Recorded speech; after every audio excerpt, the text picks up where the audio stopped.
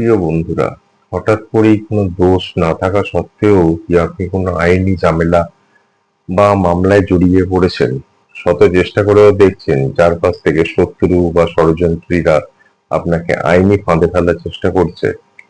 অনেকে ভাববেন এটা হয়তো শুধুই ব্যাড লাক বা খারাপ সময়, কিন্তু জ্যোতিষশাস্ত্র বলছে এর পিছনে আপনার ভাগ্য নয়, বরং আপনার কুণ্ডলিতে থাকা কিছু গ্রহের অশুভ প্রভাব দায়ী হতে পারে। আজকের ভিডিওতে আমরা একদম সহজ ভাষায় জানবো কেন মানুষ অকারণ মামলায় জড়ায় আর এর থেকে মুক্তির উপায় বা কি। জ্যোতিষ মতে আমাদের জন্মকুণ্ডলিতে প্রধানত তিনটি ভাব এই আইনি ঝামেলার জন্য দায়ী। প্রথমত কুণ্ডলীর ষষ্ঠ ভাব, যা হলো আইনি বিবাদ ও মামলার প্রধান স্থান। দ্বিতীয়ত হচ্ছে অষ্টম ভাব, যা থেকে বিচার করা হয় আপনার গুপ্ত শত্রু আর পেছনে ষড়যন্ত্রী কারা। এবং তৃতীয়ত দ্বাদশ ভাব, যা ক্ষতি, চরম লোকসান, এমনকি কারাবাসের স্থান। এই ভাবগুলো কোনো কারণে পীড়িত বা অশুভ হলেই কিন্তু বিপদ বাড়ে। এখন প্রশ্ন হলো, কোন কোন গ্রহ এই পরিস্থিতি তৈরি করে? যেমন ধরুন রাহু। রাহু হলো আকস্মিকতা আর চক্রান্তের কারক। রাহু যদি আপনার কুণ্ডলিতে অশুভ থাকে, তবে আপনি হুট করে কোনো মিথ্যা মামলা বা ভুল বোঝাবুঝির শিকার হয়ে আইনি জটিলতায় পড়বেন। আচ্ছা, এবার আসি মঙ্গলের কথায়। মঙ্গল হলো সংঘাত ও রাগের কারক। মঙ্গল পীড়িত হলে মানুষের মাথা গরম হয়ে যায় এবং খুব দ্রুত বিবাদে জড়িয়ে পড়ে, যা পরে থানা পুলিশ পর্যন্ত গড়ায়। শনি। শনি হলো দীর্ঘসূত্রিতার কারক। শনির অশুভ প্রভাব থাকলে সেই মামলা কিন্তু সহজে মেটে না। বছরের পর বছর কেস চলতে থাকে আর পকেটের টাকা শেষ হতে থাকে। বুধ যদি দুর্বল হয়, ডকুমেন্ট, দলিল বা সাক্ষ্য সংক্রান্ত ভুলের কারণে মানুষ মামলায় জড়ায়। তাহলে উপায় কি? জ্যোতিষ শাস্ত্রে এইসব গ্রহের অশুভ প্রভাব কাটানোর জন্য কিছু বিশেষ রত্ন এবং উপাচারের কথা বলা হয়েছে। যেমন ধরুন, শনি মঙ্গলের অশুভ প্রভাব কাটানোর জন্য এবং মামলায় শক্তি পাওয়ার জন্য নীলা এবং রক্ত প্রবাল ধারণ করা যেতে পারে। ধরুন, যাদের বাজেট কিছুটা কম, তারা নীলা ও প্রবালের বিকল্প হিসাবে অ্যামিথিস্ট এবং লাল আকিক ব্যবহার করতে পারেন, এটাও দারুণ কাজ করে। এবার ধরুন, যারা রত্নও পড়তে চান না বা সামর্থ্য নেই, বা উপরত্নও পড়তে পারবেন না, সামর্থ্য নেই, তারা গ্রহের শুভ শক্তি বাড়াতে শ্বেত চন্দন মূল এবং অনন্ত মূল ধারণ করতে পারেন। এক্ষেত্রে আমি বলবো অনন্ত মূলটা কিন্তু দেশীয় অনন্ত মূল ব্যবহার করবেন। তবে বন্ধুরা, প্রতিকারটা জানলেন, কিন্তু এই প্রতিকার আপনি কতটা মাত্রায় ব্যবহার করবেন সেটা তো জানতে হবে। কারণ জন্মছক বা কুণ্ডলী অনুযায়ী এক একজন মানুষের রত্নের মাত্রা কিন্তু এক এক রকম হয়। সেগুলোতে ছক বিচার না করে নিশ্চিতভাবে বলা যায় না। তাই আপনাদের জন্য একটা নিরাপদ মাত্রা আমি বলে দিচ্ছি। আপনি যদি আসল রত্ন বা মহারত্ন ব্যবহার করেন, তাহলে 3 ক্যারেট ব্যবহার করবেন।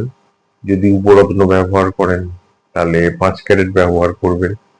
আর যারা গাছের মূল বা শিকড় ব্যবহার করবেন, তারা একটা করে মূল ব্যবহার করবেন এবং মনে রাখবেন প্রতি সপ্তাহে এই শিকড় বা মূল পরিবর্তন বা চেঞ্জ করতে হবে। তবে একটা কথা সবসময় মনে রাখবেন, এই প্রতিকারগুলো আপনাকে গ্রহের বাধা কাটাতে এবং মানসিক শক্তি পেতে সাহায্য করবে। এর পাশাপাশি আপনাকে আইনি বিষয়েও কিন্তু অত্যন্ত সতর্ক থাকতে হবে। কোনো কাগজে সই করার আগে বা কারো সাথে বিবাদে জড়ানোর আগে চোখ কান খোলা রাখবেন। বন্ধুরা, এবার আপনারা প্রশ্ন করতে পারেন, রত্ন যদি আংটিতে ব্যবহার করি তাহলে কোন আঙুলে পরবো? মনে রাখবেন, প্রতিটা গ্রহের নিজস্ব আঙুল রয়েছে। সব আঙুলে কিন্তু সব রত্ন পরলে শুভ ফল মিলবে না। সাধারণ নিয়ম অনুযায়ী এটা হচ্ছে তর্জনী, এখানে পোকরাজ ব্যবহার করবেন। আচ্ছা, এই আঙুলটা হচ্ছে মধ্যমা, এখানে জারফান বা গোমেদ ব্যবহার করবেন। আচ্ছা, অনামিকাতে চুনি এবং রক্ত প্রবাল ব্যবহার করবেন এবং কনিষ্ঠাতে পান্না এবং ক্যাটসেই ব্যবহার করা যায়। উপরত্নগুলো আপনারা একই ভাবে এই আঙুলের নিয়ম মেনে ব্যবহার করতে পারেন। আর যারা আংটি না পরে বাজুতে বা বাহুতে পড়তে চান, তারা রবি, চন্দ্র, মঙ্গল, বৃহস্পতি, শনি, শুক্র, বুধ ভালো করে মাথায় রাখুন। প্রথমে রবি, তারপর চন্দ্র, তারপরে মঙ্গল, তারপরে বৃহস্পতি, তারপরে শনি, তারপরে শুক্র, তারপরে বুধ। এই সব গ্রহের ক্রম বা নিয়ম অনুযায়ী পাথর বসিয়ে অনন্ত বা বাজিবন্ধ বানিয়ে বাজুতে ধারণ করতে পারেন। এখন প্রশ্ন হলো, অনেকেই প্রশ্ন করবেন যে কোন ধাতুতে আংটি বা বাজিবন্ধ এগুলো বানাবো। সোনা দিয়ে বানাতে পারলে তো সবচেয়ে ভালো, কিন্তু বর্তমানে সোনার যে চড়া দাম তাতে সবার পক্ষে সোনা কেনা সম্ভব নয়। তাই আপনারা চাইলে খুব সহজেই রূপা দিয়ে বানাতে পারেন, এতে চমৎকার ফল পাবেন এবং খরচটাও অনেকটা কম পড়বে। এবারে আসি বন্ধুরা, যদি আপনারা কোনো সমস্যায় ভুগে থাকেন এবং সরাসরি আমার থেকে পার্সোনাল কনসালটেশন বা পরামর্শ নিতে চান, তাহলে নিচে স্ক্রিনে দেওয়া হোয়াটসঅ্যাপ নাম্বারে যোগাযোগ করুন। আপনার জন্ম তারিখ, জন্ম সময় এবং জন্মস্থান লিখে এবং আপনার অবশ্যই সমস্যাটা লিখে আমাদের এই হোয়াটসঅ্যাপ নাম্বারে হোয়াটসঅ্যাপ করে পাঠান। আমাদের একটা নির্দিষ্ট ফিজ আছে, সেটা ইউপিআই এর মাধ্যমে পাঠিয়ে দিন এবং সেই পেমেন্টের স্ক্রিনশট আমাদেরকে হোয়াটসঅ্যাপ করে শেয়ার করে দিন।